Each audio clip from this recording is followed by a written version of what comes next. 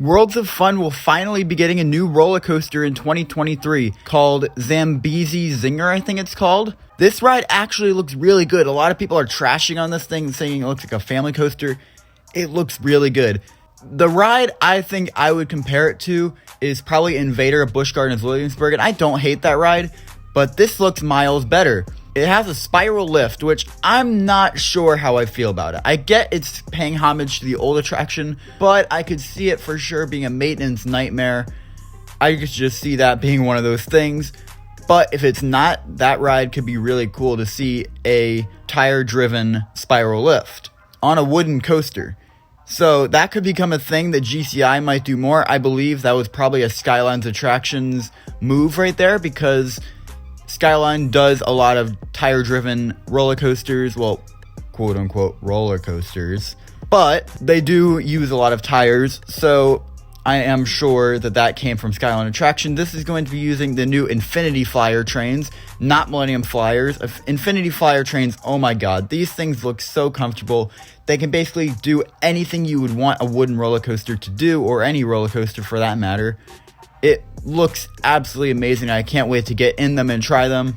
This ride looks to have a very intense layout.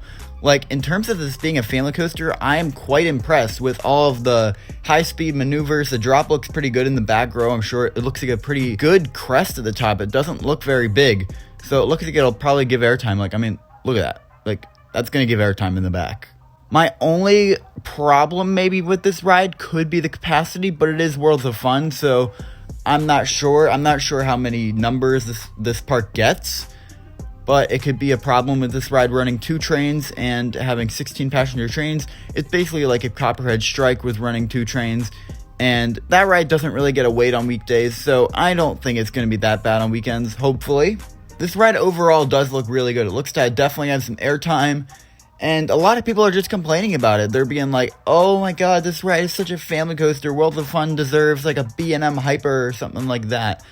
Like, no, I think this is a good fit for this park, especially considering just take what you get. This park hasn't gotten something since 2009. So take what you can get in terms of roller coasters for this park. It could be another 10 or 15 years until this park gets another roller coaster. So just take what you can get, guys. Suck it up. The GP will love it, and that's really all that matters.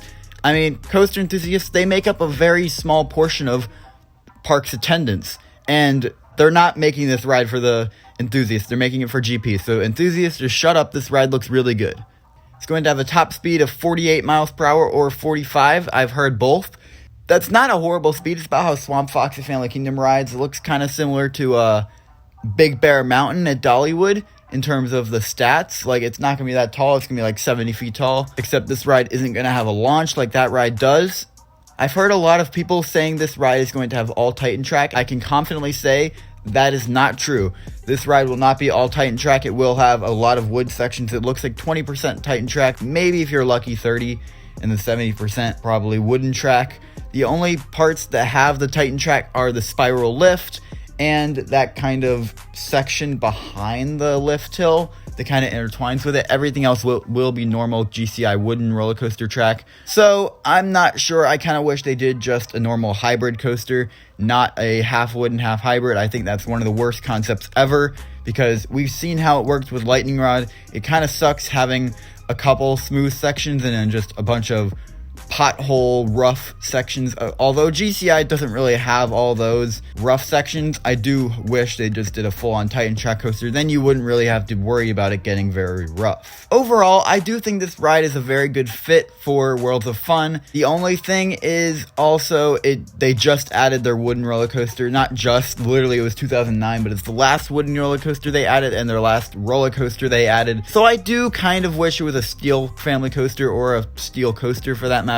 But I still do think this will be a very fun ride, and I can't wait to get out to Worlds of Fun one day to ride it. And all their other roller coasters like Mamba and Boomerang, that looks so good, you know. Alright guys, thank you guys so much for watching.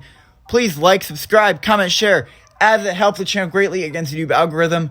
We are really growing the channel. Thank you guys for all the support. It really means so much to me, and let's keep it going.